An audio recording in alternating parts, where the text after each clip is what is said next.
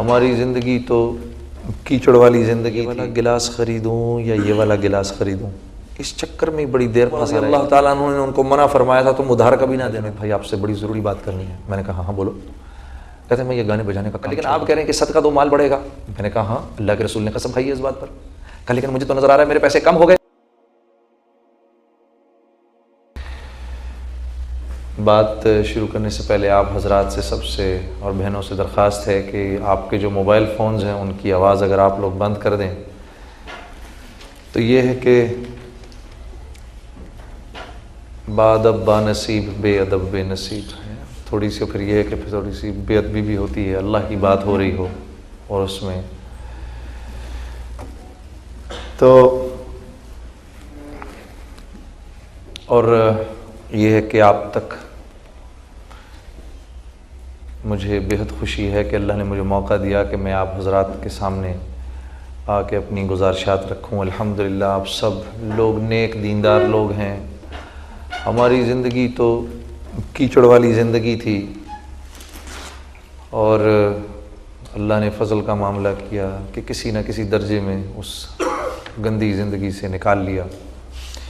میں اپنی بہنوں کا، میری بہن نائلہ اور میری بہن فرا، ان کا بہت شکر گزار ہوں کہ یہ گاہے بگاہے مجھے بلاتی رہتی ہیں یہاں فیصل آباد میں، اور ماشاءاللہ سے خود بھی یہ اور ان کے خاندان والے مرد بھی اور عورتیں بھی اور بچے بھی پوری تندہی سے، انتہائی اخلاص سے اللہ کے حکموں پر آنے کی خود بھی کوشش کر رہے ہیں اور حتی الامکان کوشش کرتے ہیں کہ اللہ کا یہ پیغام اوروں تک بھی پہنچ جائے۔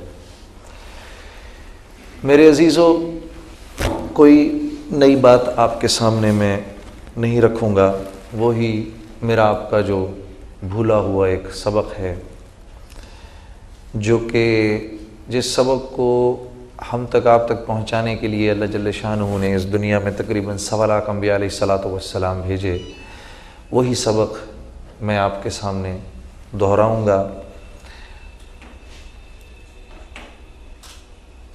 اللہ جل شانہ نے دنیا اور آخرت کی ساری کامیابیاں مجھ تک آپ تک پہنچ جائیں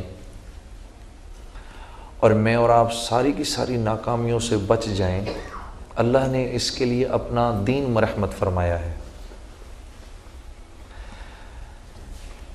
اور دین بمعنی کلی ایک معاشرے کا نام ہے جس میں مختلف طبقات کے لوگ، مختلف زبانوں کے لوگ، مختلف برادری کے لوگ مل جل کے رہتے ہیں۔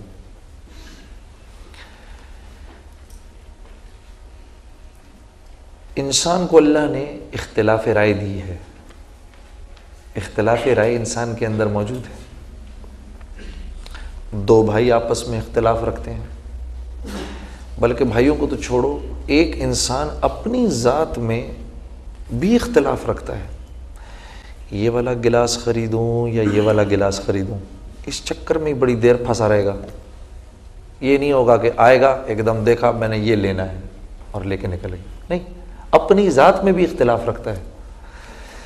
تو اختلاف رکھنا کوئی غیر فطری بات نہیں ہے، لیکن دین اللہ نے دیا ہے کہ یہ مختلف لوگ جو مختلف قسم کی رائے رکھتے ہیں، یہ کیسے ایک ہو کر ایک معاشرے میں رہیں اور وہ معاشرہ جو ہے وہ سرسبز و شاداب بھی ہو۔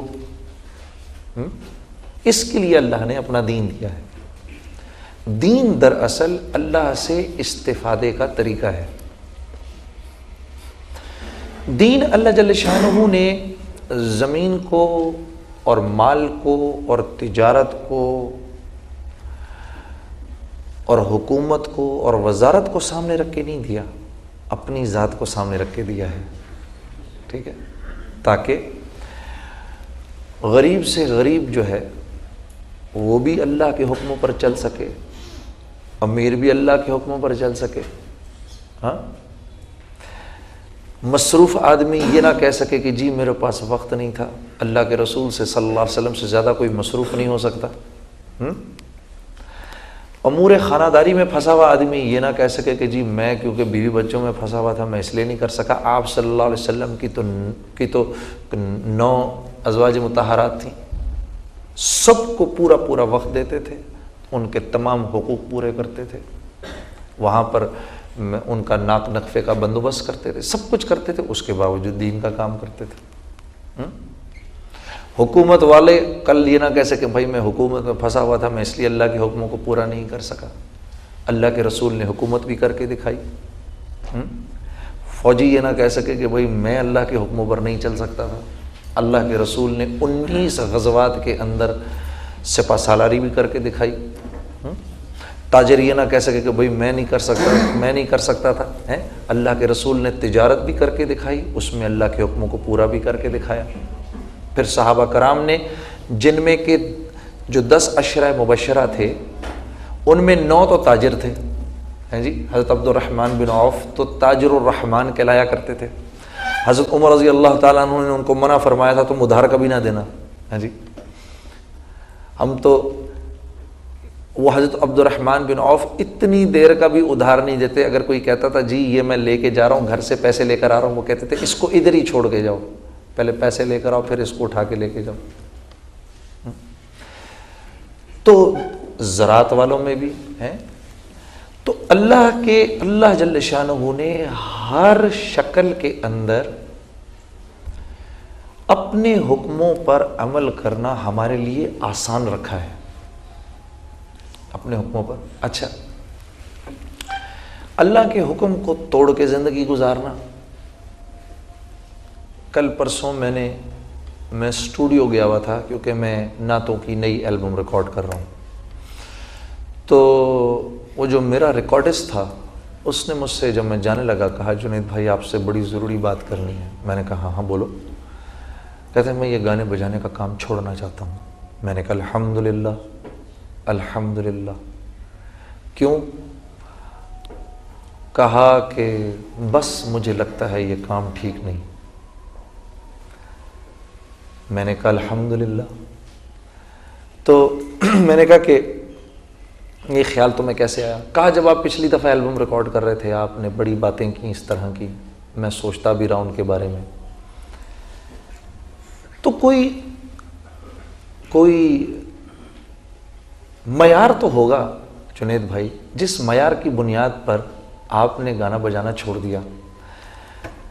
میں نے کہا یار معیار تو تھا۔ کہنے لگا وہ کیا ہے؟